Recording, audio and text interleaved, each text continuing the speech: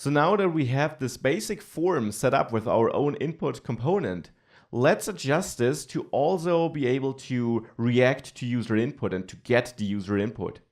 So for that, in my input component, each element, of course, should receive an onChange listener. So let's add one to each of the elements we are creating here.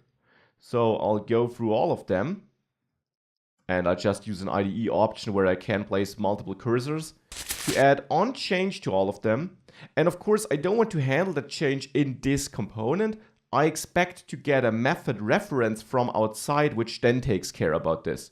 So here I'll simply add props, and I'll name the property changed. And you can, of course, choose any prop name you want. Now, changed is the name I chose.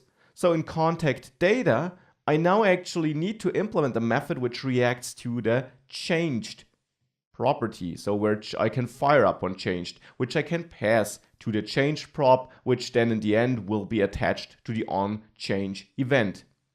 So for that, I'll create a new method in my contact data component. I'll name it input changed handler. There I expect to get an event object, as it will automatically be passed to me by React if this method is attached to an event listener, which it of course is. So the input changed handler is what I pass to the changed prop, this input changed handler, no parentheses as always. And now here, I want to first of all log the event target value to see any output and see if it's generally working. Let me type something into your name. I do see it here on the right, also for the zip code and also for the dropdown. So we do receive that value. We connected it successfully, but of course we can't see the values in our inputs because what's missing is the other part of two-way binding.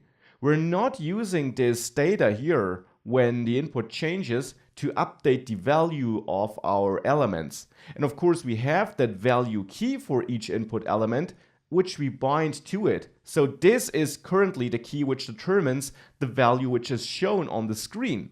So we need to update the value for a given input upon user changes. For that, of course, we need more information than just the event, which gives us access to the event target value.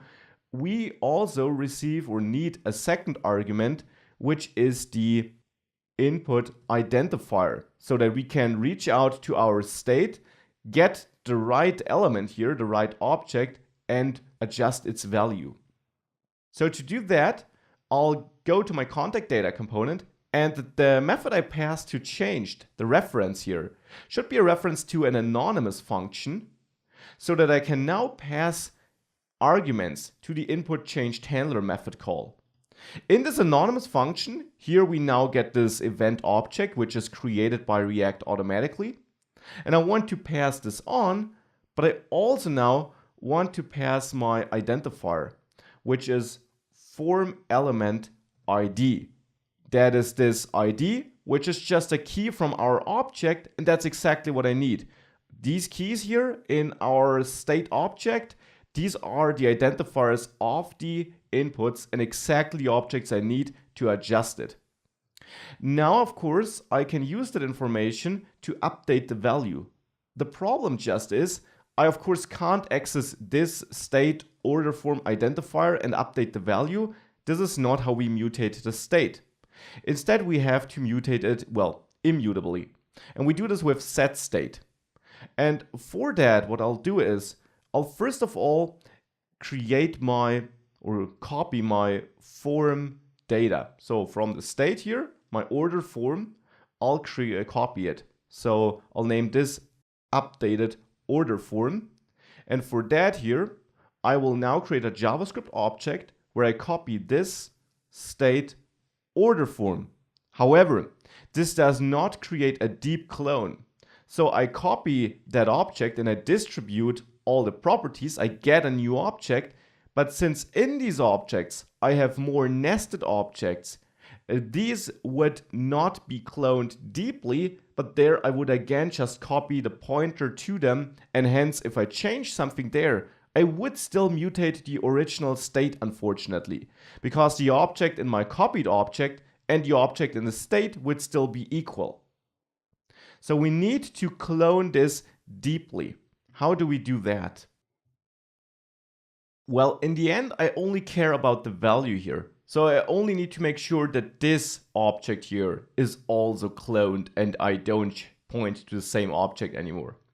I can achieve this in my input change handler by not just distributing the properties of order form, which would be name, email, and so on, but that I also copy the properties inside my selected order form element deeply. For this, I'll take the updated order form, which is a clone of the original one and not referring to the original one anymore. And there I'll now access my input identifier. So this is a value like email, like delivery method. Now I get access to this object, which we haven't cloned already. So now I need to clone that object, and I'll store the new constant, updated form element maybe. And here again, I'll create a new object and use the spread operator here to create a clone. Now I can safely change the value of the updated form element because it is again a clone. Only if I were to change the element config, that would still be an object which I haven't cloned, which points to the original one, but I'm not doing that here. If you are doing that, you need to also clone that deeply with the spread operator. So I will reach out to updated form element value and set this equal to event target value. And now I can take my updated order form, so this, which is my cloned original form, and there I can now again access the input identifier and set it equal to the updated form element. Now with this, I can call this set state and set order form to updated order form. Now let's see if this works. If I save this and I go back to my application and type something into your name like Chris, you see this works. Let's try it for all these inputs there. Let's also try the dropdown. This is all updated, so two-way binding is now working. Now we successfully set this up in a very generic way, which is great. Now let's turn our heads towards form submission then.